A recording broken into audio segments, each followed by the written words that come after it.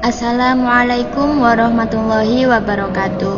Hari ini kita akan belajar tentang sholat bagi orang sakit.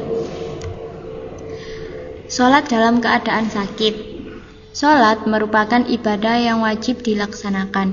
Ketika sakit pun kita wajib mendirikan sholat. Kalau kita tidak bisa mendirikan sholat dengan berdiri, maka kita boleh mendirikan sholat dengan duduk. Jika tidak bisa duduk, sholat bisa dilakukan dengan berbaring atau terlentang. Sholat dengan duduk. Tata cara sholat sambil duduk.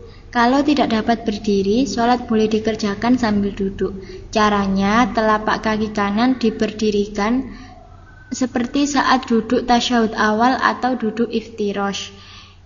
Membaca niat dan takbiratul ihram dengan mengangkat kedua tangan setinggi bahu seperti dalam sholat sambil berdiri. Yang ketiga, membaca surat Al-Fatihah dan surat pendek atau surat lain dalam Al-Quran yang dihafal atau dilakukan seperti dalam sholat sambil berdiri.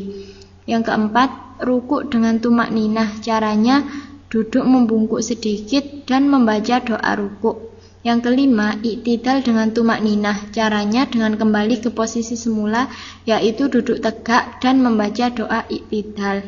Yang keenam, dua sujud. Sujud di antara dua sujud, duduk tasyahud awal atau duduk iftirash, dan tasyahud akhir atau duduk tawaruk, sama seperti saat mengerjakan sholat sambil berdiri.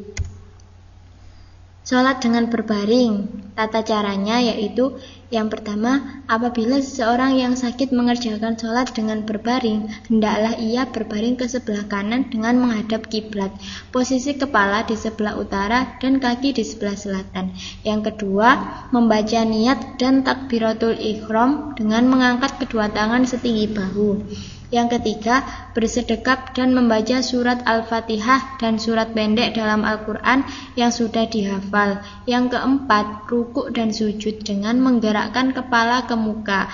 Pada saat sujud, kepala lebih ditundukkan. Yang kelima, untuk iktidal dan duduk di antara dua sujud, cukup kembali ke posisi semula dan membaca doanya sama seperti bacaan dalam sholat berdiri. Yang keenam, begitu juga dengan tasyahud awal dan tasyahud akhir.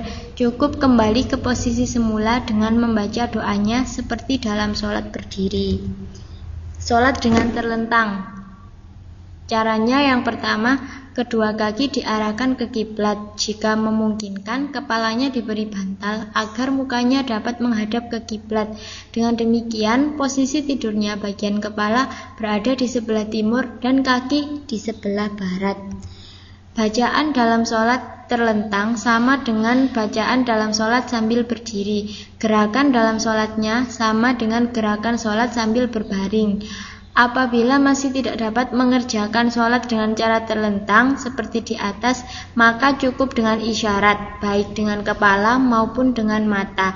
Jika semuanya tidak mungkin, maka sholat boleh dikerjakan di dalam hati selama akal dan jiwa masih ada. Demikian materi kita hari ini. Wassalamualaikum warahmatullahi wabarakatuh.